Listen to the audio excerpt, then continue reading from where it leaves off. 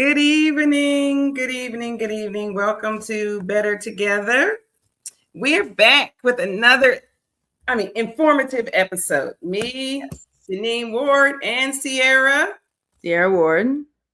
So today we're gonna talk about it seems like a negative subject, but actually it's gonna be a very informative subject. So we're gonna talk about toxicity in parenting and what that's all about and how to help you navigate past it.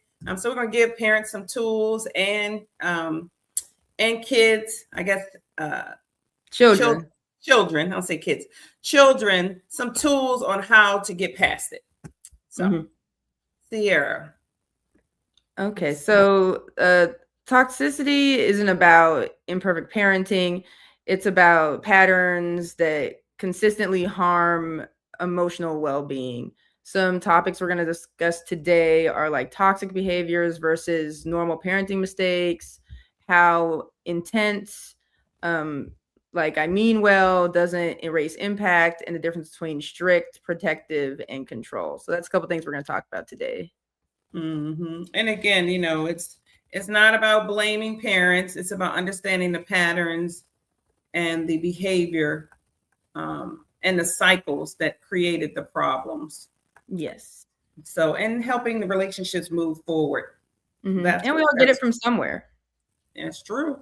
Absolutely. Yeah. And I think that even when I think about it as a parent, I think every parent knows that there have been times when they have said something that was toxic that didn't go off the way that they intended for it to go. So it's not just about being a bad parent. It's just about growing and maturing in your relationships.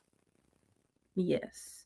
So for our first topic, we're going to talk about what exactly is toxic parenting, because I feel like there's going to be a lot of misconceptions when we say that. So toxic parenting doesn't mean a parent who makes mistakes. Every parent messes up. Toxicity is about the patterns that consistently harm, like we said earlier. Mm-hmm. Exactly. So it's a difference between a moment and a mindset. A moment is like I snapped, right?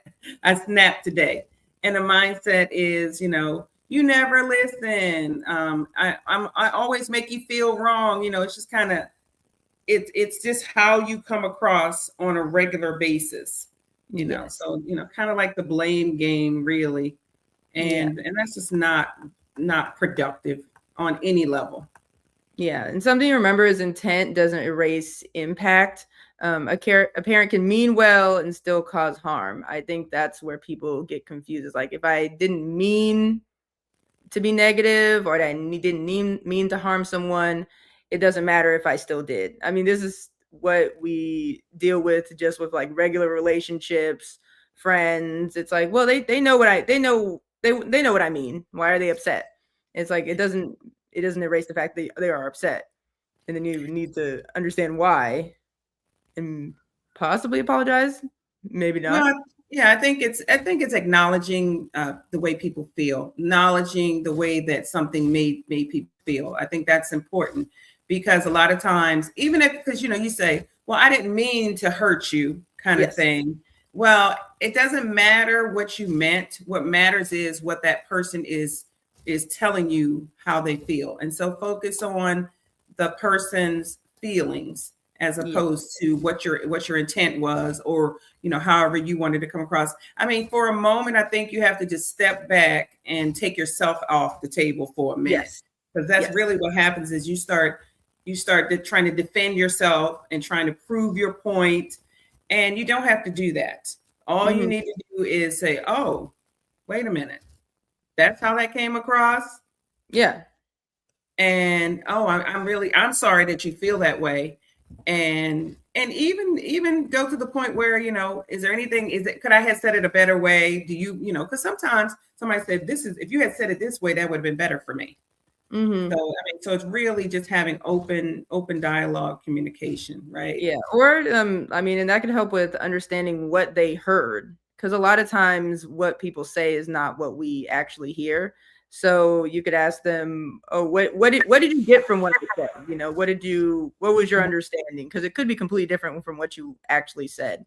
And a big thing is like, I think an issue people have, and I see this on reality TV all the time. People will like give a quote unquote apology, and they'll say, "Oh, I apologize if I made you feel that way." And it's like, no, it's not a if you did, you know, Right. and you're kind of erasing any like the part Ownership. you played, yeah, your ownership of what was said, and more placing it on them for them misunderstanding what you Right. what you or even apologizing and acting like you have no idea what you're apologizing for. Well, I don't know what I did, but I just apologize. That's not a real apology. You need to find out what you needed to be apologizing for. Because I even say that somebody would say, "Well, I'm sorry," and I said, "Sorry for what?" And they don't know. Like, you know, if you're truly sorry, saying sorry, I'm sorry is not an apology. You need to say that you're sorry for whatever transpired. Right. Yeah.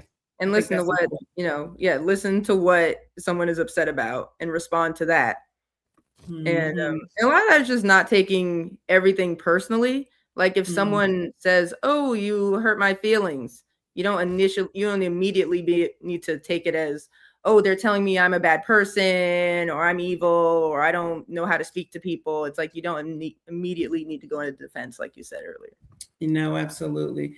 So let's just name some common toxic parenting behaviors. Okay, so one is emotional invalidation. Things like stop crying, you're too sensitive, or that didn't happen. I mean, I feel like that's like those are pretty common. Yeah. Or even to me, it's like downplaying when someone reacts. It's like, "Oh, I'm upset," and they're like, "What do you have to be upset about?" Right. You know, like downplaying how someone's reacting or what they're feeling, or things like that. Yeah, another big one is parentification, is when the child becomes the emotional support system or caretaker. Like, you know, the older kids in the family end up taking care of the younger kids. Yes. That's another thing. Yeah, or made to be like a second parent where they're responsible for making sure the parent does certain things that are necessary, or like even like calling the school for the other kids and making sure they get their homework done or things like that. I mean, we also see this on like My 600-Pound Life, like when the parent's incapacitated and the kids are like doing the dishes and going to the grocery store and cleaning the house, and you're just like, that's not their responsibility. And all that does is going to build resentment. And yes, you know, a lot of times that happens out of like, you know, a need. Like, you know, there's a single parent, they don't have time, they're at work 12-hour days, like so you know, we have empathy for that situation, but it definitely can breed like resentment. Yeah, and I think that there just kind of has to be a balance. I mean, I understand that, you know, as when you have like the older siblings, that they are going to have responsibilities in the home, but they cannot be the secondary parent. Yes. You know, so I think that we've seen that a lot, and most of the time the kids will follow suit. They will do it, and so a lot of times the parents will think, well, they like doing it. They love their sisters and brothers. They love them. But the reality of it is, it's not their responsibility as to be parenting their siblings or whatever. And I think that's she said, somebody said she's able to getting clarity is best. Yeah, 100%. I think a lot of times as a parent, you know, we talk to our children and we kind of see if you know how they're feeling about the situation, but in the reality, your kids love you so much, they're not going to tell you that, you know, you're being unreasonable. They're not going to tell you that they don't want to help out in situations. And so, you know, we can talk to them about it, but we have to be the adult in the room, and we have to make the decisions that, you know what, I know you can help out, I know you can do all those things, but I'm not going to put that on you. And I think I think that we have to make the sacrifice as a parent. And obviously, And one thing about the parentification of it all, I think there has to be a line between like, it's great for kids to have chores and like give like responsibility, help them start early on being responsible for certain things and taking care of themselves, or like even like with me, like it never was like I didn't need someone to tell me to do my homework, things like that. But the issue becomes when like it's like everything lives or dies by the child having responsibility over tasks. Like, Yeah. if the light bill doesn't get paid because the kid didn't say something, or like if they don't make it to school because they did, you know what I mean? Things like that. Yeah, no, absolutely. I mean, once again, I think that, as parents, we have to be the adult in the room, and we can't allow our children to be adulting before they really need to be. So that's all. And then there's what? Then there's the conditional love. Love depends on performance, obedience, and perfection, right? So Yeah. you give, as a parent, you give the most attention to the kid that's performing. And here's the thing, performing in the way that you think they should be performing, right? Yeah. Because you can have two kids and they both are performing, they both are doing well, but your focus is on the ones that you value the most. And so you will find that siblings, that creates like a sibling rivalry, and then like a feel of not being appreciated, and feeling like you're not loved like the other ones are loved. So I think that Yeah. that's Especially if because it's great, like if someone does a dance recital and then you give them praise for things like that, but it can't be the only time you show that you love them. Like that can't be it. Right. It should be it should be just when they're just being, right? We talked about that last week. You should be able to just be and still feel love. You should not have to do something to get the love from your parents. So I think that's important. I think that parents have to make sure that they're doing some introspect about how they're giving out love to their children, right? I think that's important. And I think one thing that we can do even on this show, and we will do it in a future episode, is talk about the different love languages, because I think that will help us to better give people the love that they need, and for people to understand how we're giving the love, right? Yes. I think that'd be a great show. I think we're going to do that at some point. We talked about that before, but yeah, and also talking about perfection. Yes. Right. Once again, I think I said this last week, it's progress, not perfection. How are you progressing? How are you progressing from where you are? How are you progressing? So if you are a kid that's always getting straight A's, then that's wonderful. But if you're a kid that's always getting C's and you get a B, you're going to get praise too. You're still, because you are progressing. So I think that we have to just make sure that we individualize our parenting with our children, as opposed to having a blanket way of raising children. Because that's what I say this probably all the time. I raised all my kids the same. I gave all my kids the same love. Well, that was the mistake, because every kid is different. I mean, our DNA is different. There's there's no person on the earth that is exactly alike. Even identical twins have some distinction. Yes. And perfection doesn't exist. Like it's a fake idea that all of us are so focused on. And I think if we just remove it from the equation, we'd all be better off. I think so too. I do. I think so. I think that there's always room for improvement. Right. Yes. And that, once again, we just need to understand, like April was saying earlier about clarity, we just need to understand, just try to get a better understanding of our kids. And I know that sometimes it's hard, specifically when you're a single parent. Hey, not even single parent, when you're a parent and you got all these things going on, or even if you have a house full of kids, let's just face it, you can't do everything, you can't see everything. So, we just kind of have to slow down, and really, when it's all said and done, guess what? We're going to do the best that we can. Right. And so then the grace comes in. Because I always say that, like, even for, just when I start thinking about, I think back, like, I think of my mom and think how I was raised or whatever. And I say, they did the best they could.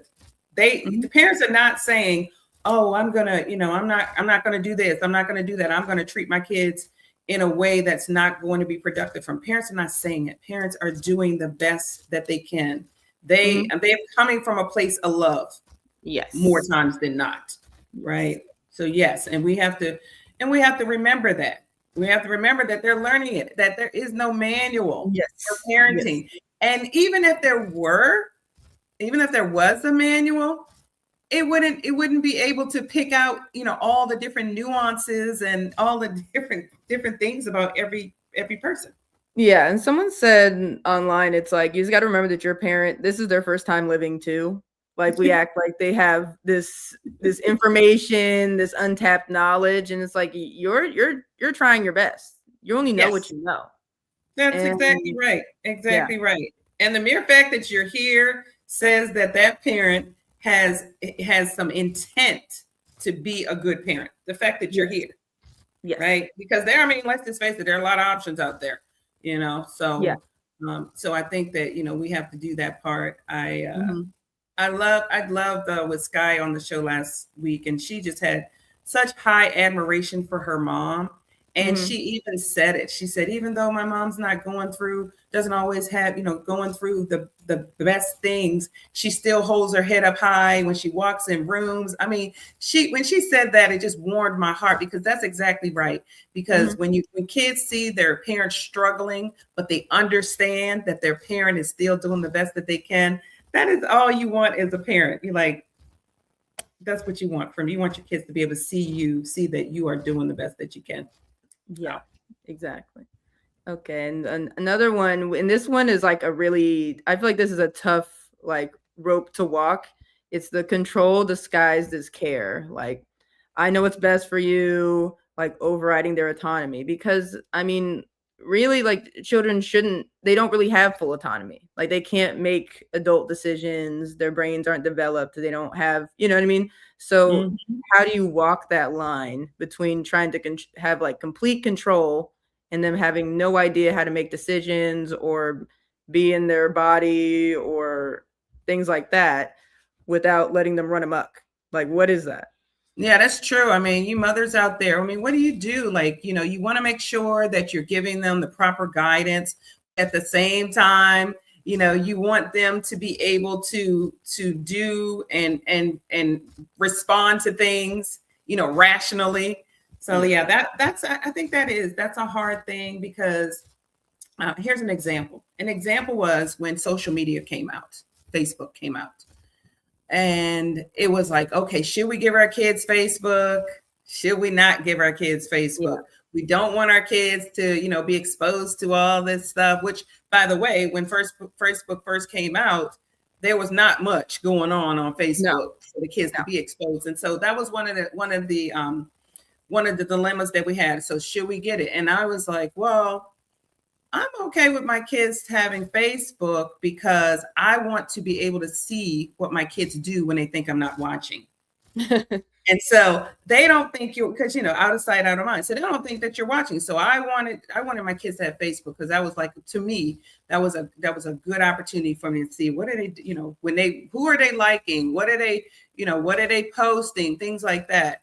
So, she said, we have to be honest with them that we're learning too. That's what Sierra was saying. This is the first time I've been a parent too. Yeah. This is the first time for me too. We're doing this thing together. And, it gets harder as your kids get a little bit older, because they do have some knowledge, and they have outside influences giving them things. I mean, when they're young, obviously you have a captured audience, and so you can kind of guide and lead them better. But once they get, exposed to that, the outside interference, distractions, and all those things, it makes it a little bit more difficult. And I think the example that I use about my kids, oh yeah, April, that's so good. Don't be afraid to recorrect, right? Is that what it is? Recorrect? Recorrect. Write a new course. Yeah, change the course.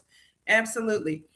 One of the examples that I use about my kids and the environment is about the fruit thing. How I used to tell my daughter that an apple was fruit. I mean that a apple was a treat, right? Mhm. Yeah. And when she went to daycare, she came home and she said, "Mommy, you said an apple was a treat." And I said, "It is in this house." She said, "No, it's a fruit." Yeah. Like, what? It's not candy. Exactly. So in my mind, I was telling her, because I wanted her to think that fruit was a treat. And Yes. so then she get out there and somebody else tells her something different, right? So now we have conflict because she's not going to necessarily trust me like she did before Yeah. because she has a different perspective on some things. Yes. And So, it's so weird because it's like you become a teenager and then you think you're all knowing and you're like the king or the queen and your parents can't tell you anything. And I don't know where that comes from. It's like real big D delusion. And yeah, happen all yeah, I wonder if when you start thinking about it, because think about how when we get to certain age yes. levels, a light comes on. Like, okay, so when we start getting closer to 1 year old, we stand up, we start Mm-hmm. walking. Like, so we have these switches Yes. in us that come on over time. And I think just that's one of those things of what you're saying is that now Mm-hmm. all of a sudden, my eyes are open. I think I know everything. Yes. Just because you're doing things that you had never done before. So now all of a sudden, this little world of yours feels like it's everything. Yeah. And then and then you get hit over the head with reality again once you hit like 21. For some Yeah. reason, now you're like, oh, I don't know anything. It's great. Yeah, Yeah. it's wild. Yeah. You Mhm. want to talk about the next one? Yes. So, the next topic is about like how toxic parenting shows up in adult children. So, what happens when kids raised in a toxic environments grow up? Okay, you know what? I'm going to digress. I'll go back to one that I didn't mention was the silent treatment, Oh, right? yes, yes, yes. I'm sorry about that. The silent treatments where, you just shut down on both sides. I'm not Yeah, saying anything. I can't say anything to you now, and so you're not saying anything. They're not saying anything, or even the guilt trips, right? I've done everything I could possibly do. You know how many sacrifices I made for you?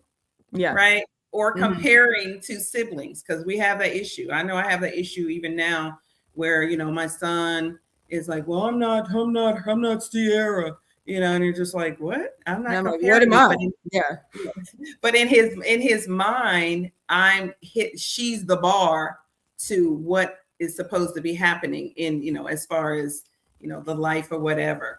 And yeah, so that becomes something. So we just have to make sure that, we try to balance it out. Like for me now, and when I say for me, I'm just telling you what I do. I'm not telling you what you should do. And I'm not saying what you're doing is wrong. I'm just saying here's another way. Because what I would do with my children is I didn't give blanket stuff. Like I didn't give blanket praise. Like if I bought my daughter something, I didn't have to buy my son anything because that was her moment. She needed it. I would just give it to my daughter. Whereas though I know some parents would be like, well, if I gave her $25, I got to give him $25. I never did that. yeah, And I think that it's important for us to make sure that we keep our kids in the level where they are. So if you yeah. got a 5-year-old, they should not be getting the same thing as a 10-year-old. Hmm. It's just different. And we need to make sure that they understand that. So if we can keep them separated as far as where they are, then I think that makes it a little bit easier in the I but long run. I think it becomes more difficult when you have a lot of kids that are the same age. Yeah, Like close. it's harder to differentiate and it's harder to be individualized parenting to each when you have Mhm. like one that's 1, 2, 3, like they're very close in age because they all Mhm. need similar things. So I think Mhm. that's where a lot of people get into that rut where they're like, okay, well, okay, we're getting one toy and y'all will all share it. Like we're not getting Right. 5 Woodies. So I think that's where people get a little more stuck. Whereas with me and my brother, we have a really large age gap, so that separation is more clear, and we're different gender. Like I'm a girl. Yeah, I mean, There's differences. yeah, that you know what, that's a good point, Sierra. And I think that the mothers out there are probably saying that they're probably like, well, your situation is different. Yeah, our situation is definitely different. Yeah.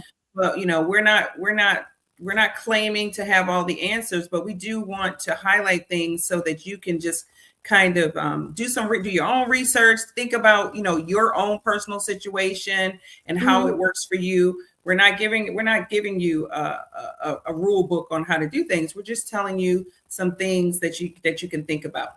But it's just like, I mean, just even though it is like easier for like kids with a larger age gap, but I mean, you could still, it's a good tool to attempt to try to be like, okay, we're just going to teach each child, treat them each singularly as one child versus as a group.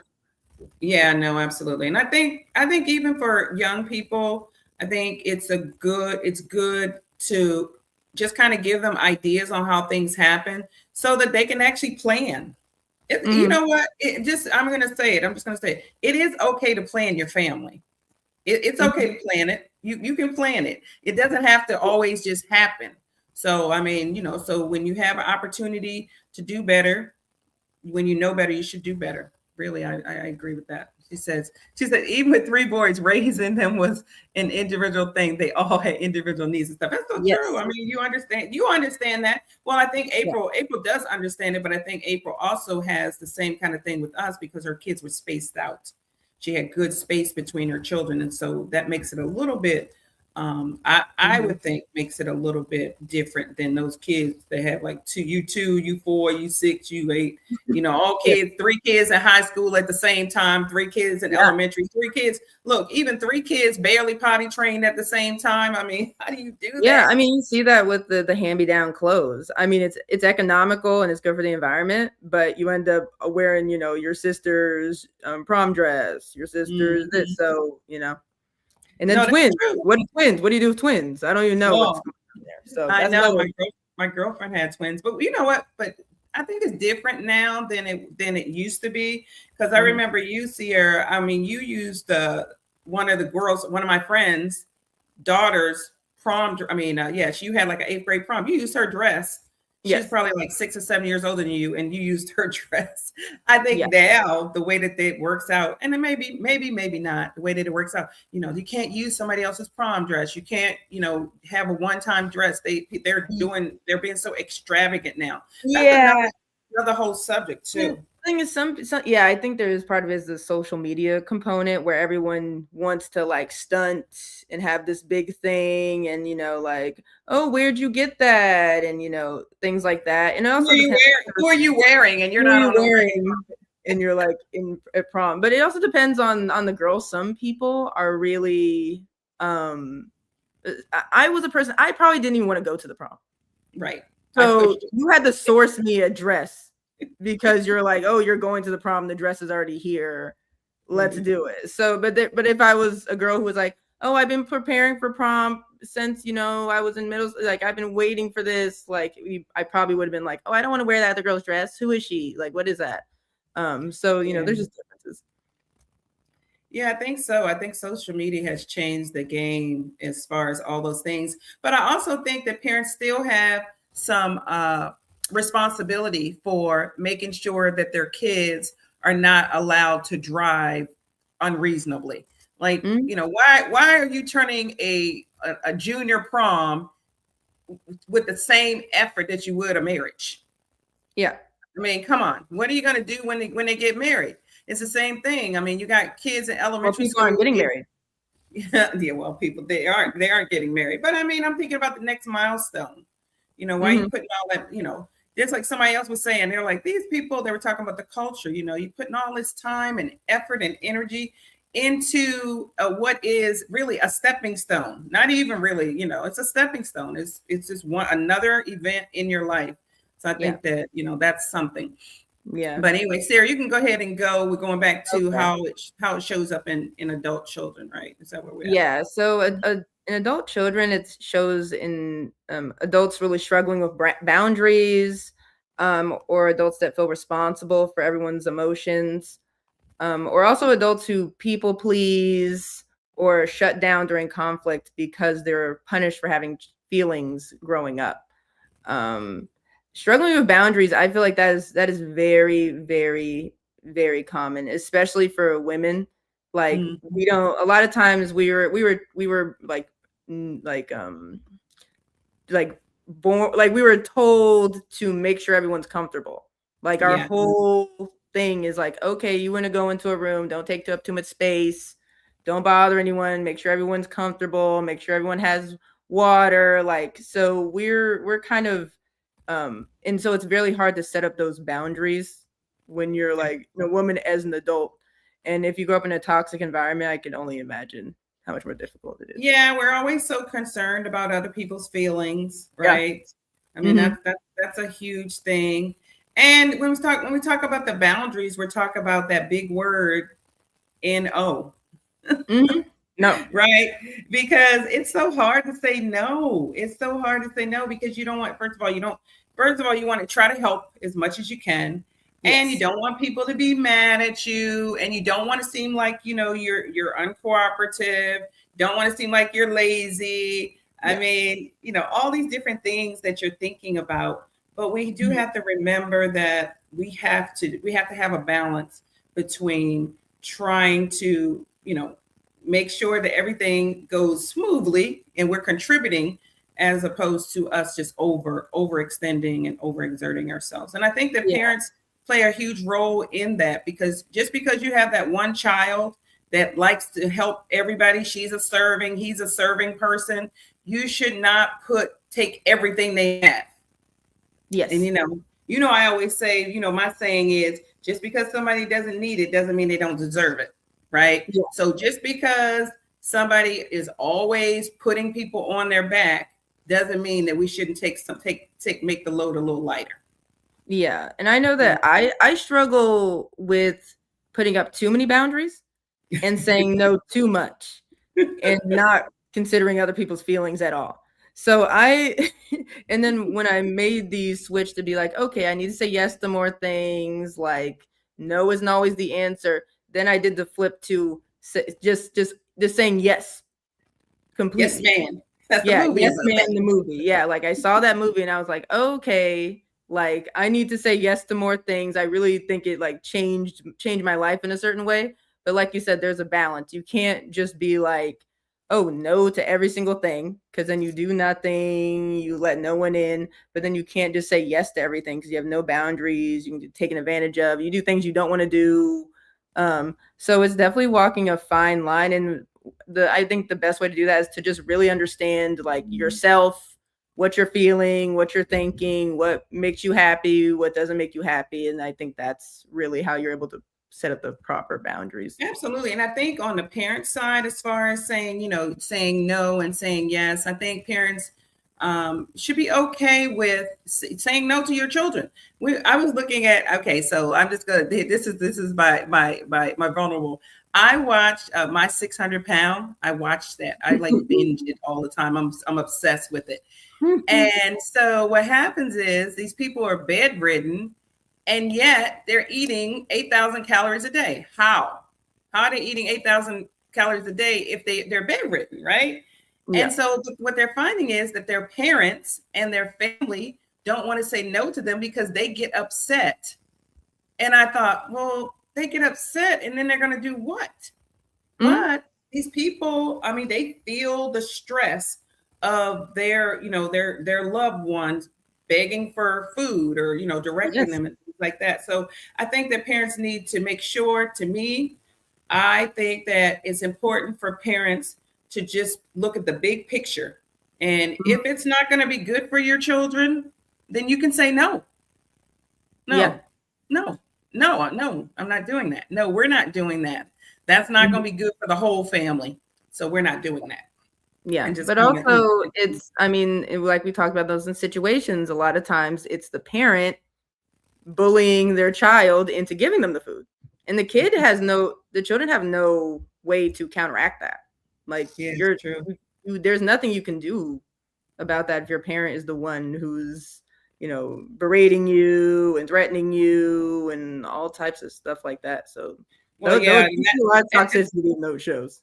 well, that's emotional abuse, verbal Yeah. abuse, emotional abuse, and I think Yeah. that kids shouldn't be subjected to that. And so hopefully, like we always talk about, it takes a village. Hopefully, they have friends and family around that can help the kids out.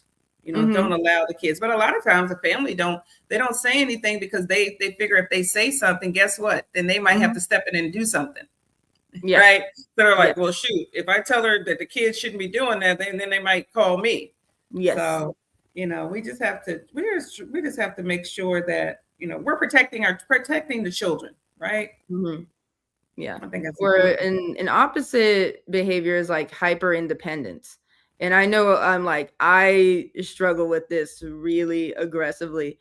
And I think a lot of Black women struggle with this just because we're trained to know that no one's going to come to save you, no one's going to help you. You need to be able to do everything on your own, which to a certain extent is true. And it's something that we have to continue to tell, our daughters and make sure they know. But then it becomes like toxic because you don't want to ask for help. You don't want to be, tell anyone your problems. And that's a lot of weight to put on a person. Yeah. I was just thinking about that. I think that your hyper independence came from my childhood. Yes. Because we were all on our own. I'm the oldest, and so I had to make sure that I took care of everything. I had to make sure that everything was good for everybody. And so that means that I don't need anything. Yes. I don't need anything. And when you have younger siblings, they're less likely to give you something. They're less likely to be doing things for you. I mean, obviously you can bully them and tell them to do this, whatever, but more times than not, that's not going to be them doing stuff for you. That's going to be them getting stuff done, making the load a little bit lighter. So yeah, I think that's an instance where that came from our like a generational pattern from our family. And the other thing is, me saying, you need to be strong, right? Yes. Don't show anybody any weakness. I would always say that. I'm like, don't let people see you sweat. That was my deal. And when I think about it, I hope that in the past, what I did when I said that, I was saying it to say, don't let them see you, not saying don't experience it. Yes. Right. Yeah. And I think that's the distinction. I think we have to make sure that when we're telling them, you need to be strong and, don't let, we're not telling you to not feel what you're feeling. We're just saying, gather yourself and handle it over here. Yeah. Cause it's kind of like, you don't want people to be able to easily control how you're feeling. And know that they can, say anything and trigger you and you're going to like pop off or you're going to like, just cry immediately, anything someone says. So, I mean, a manager of mine described me as like I'd be a great hostage negotiator because I'm just not reactive. I'll hear stuff and I'm just like, okay. So, I mean, there are definitely like good pieces of that, but I think like what you said is true. It's just like, it's not necessarily that you shouldn't feel anything. You don't need to show every single feeling to everyone around you because it can be used against you 100%, but that is difficult to parse when you're a child. Like it's almost impossible to parse. Yeah. And what's funny about that is when I'm thinking about myself, as a really young person, I was actually that person. I would cry. If somebody said something to me, I'd be crying. I would be crying. It would just, and I wouldn't be crying. I'd just be, emotional. My emotional response to things would be crying.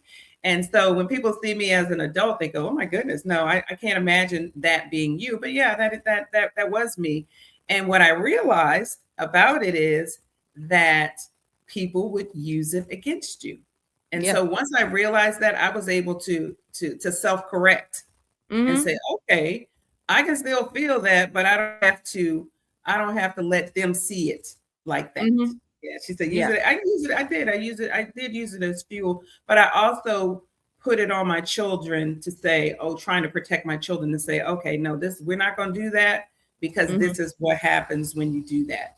And Yeah. so, And I think that it's 100% true because people know not to come for me because I'm not going to give them the reaction they want.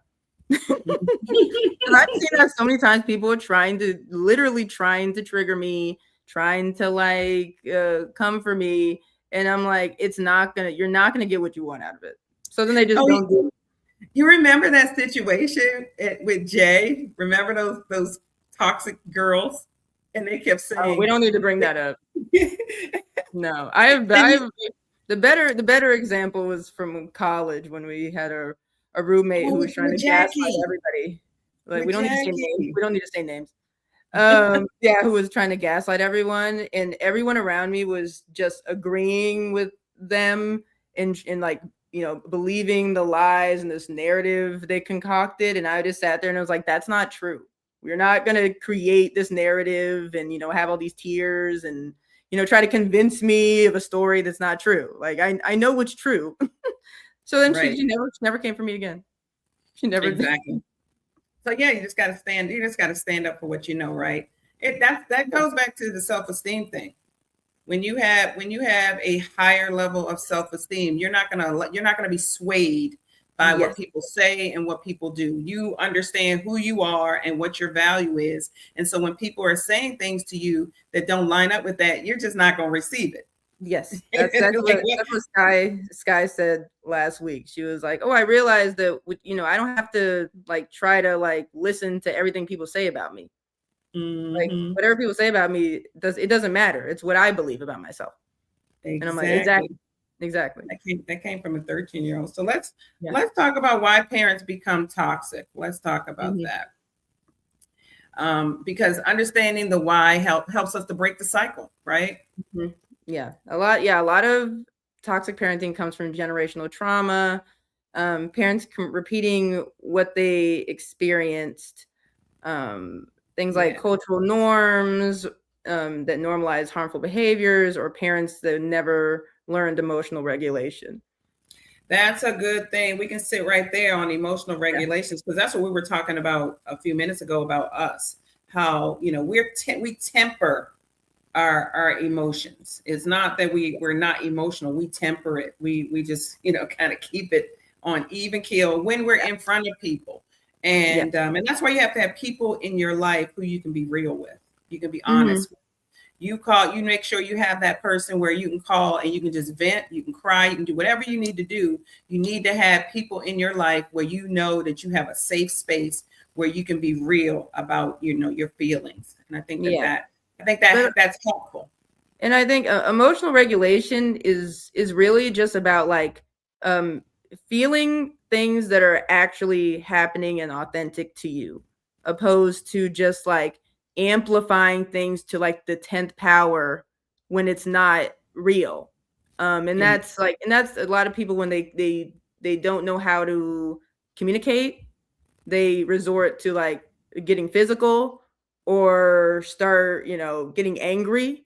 So I think that's where a lot of like people who can't emotionally regulate themselves, they just because they don't know how to communicate and they have something to say but they don't know how to say it. oh, So that's so true. Oh my gosh, I talk about that all the time about that. That's why you have to make sure that you learn how to use your words, because once you don't have any more words, what do you have next? You have tears, you have yeah, physical, you have physical. So yeah, make sure that you get as many words as you can. And that's why you gotta learn how to communicate, yes, because that when you can't communicate anymore verbally, yeah, you're gonna cry or you're gonna get physical. And so I yeah, think that, we have to remember that. And that's why at a very young age it's important for us to let our kids use their words. So mm-hmm. so instead of saying to your children, you're thirsty, here's a soda or Mm-hmm. drink. You need to, when they say somebody, they reach for something and you say, oh no, what do you want? And then you Yes, say, tell me what you want. You make them speak. Make them speak and say what they want. Don't answer all their questions before they ask them. Make them communicate, and so you do that by having questions and then showing them that they're answers for questions. Yeah. Or if like they're getting angry or they're starting to like, get physical, throw something, you need to figure out, not just like reprimand them, just like, why were you angry? Why were you throwing stuff? Where did this come from? Because I mean, even though they are young, you can kind of get them to communicate. Oh, well, they took my toy. Oh, well, they said they didn't want to hang out with me. Like they'll tell you where that came from. And then you can kind of discuss why, like, what is the throwing going to do? So, now they certainly don't want to hang out with you. Right. And I was about to say, and just reminding them that the behavior that they're exhibiting is not necessarily going to give them what they're trying to get. So try to find out what do they want and say, okay, well, that's not going to get you what you wanted, right? No. And so now in directing them, saying, now if you want something to drink, then all you have to do is ask. Yes. Right. If you want this, then all you have to do is ask. And then we can talk about it. But just reminding them, so now that's not going to do it. So just really identifying, what do they want from that behavior? Yes. Because I mean, the thing is, a lot of kids do get what they want from like yelling and screaming and throwing a fit. Like you see them in the grocery store. It's like, oh, you can't have any candy. They just throw a fit, act a fool, and then they get the candy. So like I would keep doing it too. Like that's exactly what I would keep. I'm like, oh, I'm just gonna act a fool, pretend to cry, and I'm gonna get the same things. And adults do the same thing. As soon as you like, they start manipulating you and then you give them what they want, they're gonna keep doing it. So you know what I say? Do not reward negative behavior. Yeah. Do not reward it. Don't reward it. Do not give into the negative behavior. You gotta redirect them. And so that they understand that when there's consequences to every action, right? Or reaction. So that's funny. But another thing that is contributes to, parents being toxic is when they're in survival mode. Financially, they don't have enough money, and they haven't they don't have emotional intelligence, right? And they have, their mental state is lacking. And so those are the kinds of I think the word is like they don't have emotional bandwidth. Like they're so spent outside of the home that they come back and their bandwidth is just so short. So then they snap. Like they come up like it's like that thing about how, you're a child and your mom calls you and says, "Can you take the meat out of the freezer?" Right? Because you're at home, you're at work for working 10 hours, you come home, "Can you please just have the meat out of the freezer?" And then you're a kid, you're just dilly-dallying, don't take it out the freezer. And then you come home and you have like this much left and then you snap. Yes. Like that's what it is. So you're right. Bandwidth is like lack of bandwidth. That's a great term, Sierra, because you only have but so much. You only have so much. And if you're putting all that energy into work and trying to keep the house and all those things, you don't have much left. And when the margin for error it gets small. So that's really good. And if you're like a single parent, like how would you have more bandwidth? Like you can't gain more. You can't. There's nothing that can be done. And that's why, ideally you have multiple parents, you have grandparents that help, you have family friends that assist. Like it's like a whole it takes a village thing. Oh, I think so. And I think, that goes back to the hyper independence thing. I know, I got this. I'm going to make sure I do everything. The reality of it is nobody can do anything alone. Everybody has had some kind of assistance in some form or fashion. And so you have to remember that you need to, again, have people in your life that you can count on, and that's a safe space to help you out. I think that's I think it's important. Now, again, just like you said, it takes a village. We need community. Yes. We need community. And there's, a lot of cultures, people have like intergenerational households. Like the grandma lives with the grandchildren, the mom and dad are there, the great grandkids are there, the cousins are there. So there's a lot of cultures that's very common for everyone to still live in the same house or right next door for community purposes. But I think, in the US, we're so like separated from that. Yeah. You typically were like, oh, the farther you can move from your parents, the better you did. Like typically it's like, oh, if you live close to where your parents are, you need to work harder to make sure you're farther away. That's usually our plan. And then you have children in a family, and then you have to take 5 kids on an airline on Delta to visit Granny for like 3 hours. You know what I mean? So we're kind of like separated. Like we really shouldn't be living like that, but that's how it is. That's true, Sierra. That is so funny that yeah. But I think that that's just something. It's just the new generation. Just like you said, it's new. People don't realize how important community is. Yes, they really don't. So yeah, I think I also wanted to say that understanding why doesn't excuse the behavior, but it helps you to heal. So that's why we're talking about why these things happen. Because if you need more money, then you're going to be able to not have to deal with that piece, right? And if you need some counseling, you need some mental whatever, you just need to know that, right? So that you can get the help that you need. There's so much help out there. So yeah, I think the next one that we wanted to talk about, we're getting down on time, but we're going to get to that, is healing from healing. How do you heal from experiencing these things? And we have a few things that to share. So healing starts with naming what happened, not minimizing it, not sugarcoating it. We all need to feel free to say what happened to us, say how we're feeling, identifying things that, how we were treated growing up that could have been better, things that were good also, so you can, do that for your own children. So I think that's a huge part of it. Yeah. And reparenting yourself, right? We can change at any time. We talked about that before, Sierra. Rewriting the script, right? Giving yourself the love that you feel like you didn't give. Right. But there still has to be a balance on that. Don't get so caught up in yourself that you're going to neglect your children, right? But you also want to make sure that, you take care of yourself. The validation and the safety that you didn't receive, give that to yourself. And also give it to yourself, but seek out relationships and interactions that will nurture and foster that. Yes. Right. As opposed to, flowing into the same pattern, because you're comfortable with that. A lot of people are comfortable with their trauma. They're comfortable. It feels familiar over here, and I don't want to go over there because I don't know the uncertainty of that.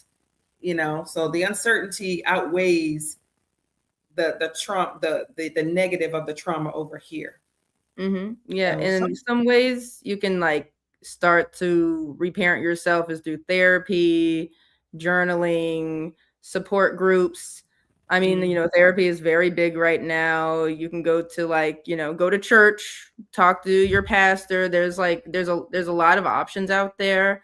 And I know people don't necessarily have the time. I mean, our society is not built for introspection or reparenting ourselves. It's built for us to be, go constantly. So we can't look up and see what's actually happening. But it's always good to take the time and do what you need to do to make yourself feel better and to love yourself. Yeah, just to reiterate, building chosen families and people who show up for you in a healthy way. Yes. Your that's who your family is. Your family should be people who show up for you in a healthy way. It's not doesn't always have to be the blood thing. As a matter of fact, it might not ever be the blood thing. You just don't know. And having several people who are part of your support system. I think something dangerous that happens is people get codependent and latch on to one person. And then all of a sudden that one thing gets shaky for 5 minutes and then their whole system crumbles. And it's a system because there's multiple parts. There's, your friend, there's your mother, there's your coworker, there's a whole group. It's your dog as well. You need a system. So the wider net you can do, the better. Yeah, absolutely. So let's do a quick inner child moment. Talk about those 3 things that you should tell yourself. Okay.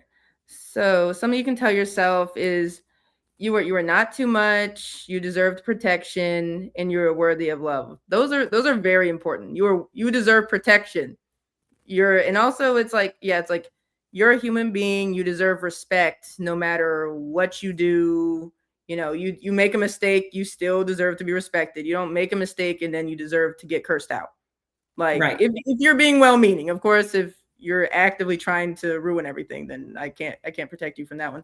But it's I think that's important to know because, like we said earlier, a lot of people feel like unless they're perfect, they don't deserve love and respect. And that's Yeah. just not true. No, yeah, we all deserve love and respect. Yeah. So yeah, I mean, I think therapy is important, and I think why therapy is so important is because so many people have not had a safe space to be able to speak their truth, right? Yeah. Street, not only their truth, their pain. I think she said it depends on the mistakes too. It does depend on the mistakes. I think Mm-hmm. that we just have to give some grace, give as much grace as Yes. we can, and then try to look at the other side of it. So Mm-hmm. what we got, well, I just wanted to get this one in, breaking the cycle as a parent. And so we talked about this before, that you can break the cycle, right?